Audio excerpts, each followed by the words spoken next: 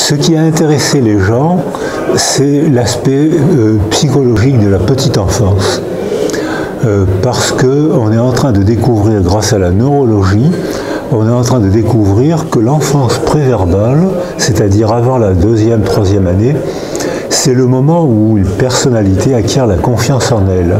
Si les 1000 premiers jours sont ratés, l'enfant aura du mal dans la vie. Il pourra rattraper, mais il faudra travailler. Alors que si les 1000 premiers jours sont réussis, il fera partie des bien partis dans l'existence. Il fera partie de ceux qui vont être les futurs bons élèves et de ceux qui vont apprendre à se socialiser.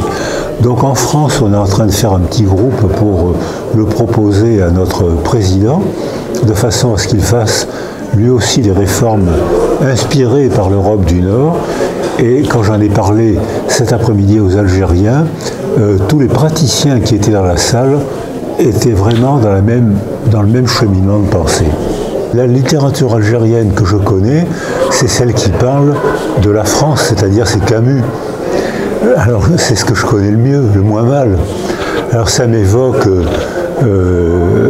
la beauté du pays, l'amour que Camus avait pour ce pays. Ça m'évoque une histoire qui n'a pas toujours été facile et qui, d'après Camus, aurait pu être plus facile. Alors voilà, ça c'est la littérature algérienne que je connais. Il y a une autre littérature algérienne que je connais aussi, c'est les contes et légendes. Dans les contes et légendes algériennes, il y a des tas d'histoires qui ont été illustrées par Delacroix, avec les orientalistes, avec des petites aquarelles admirables. Je me suis échappé ce matin, puis j'étais venu déjà plusieurs fois à Alger. À chaque fois, je m'échappe un peu, et ce que j'aime à Alger, c'est les petites rues. Et j'ai été me promener, j'ai été me perdre dans les petites rues, parce que là, il y a l'ambiance algéroise.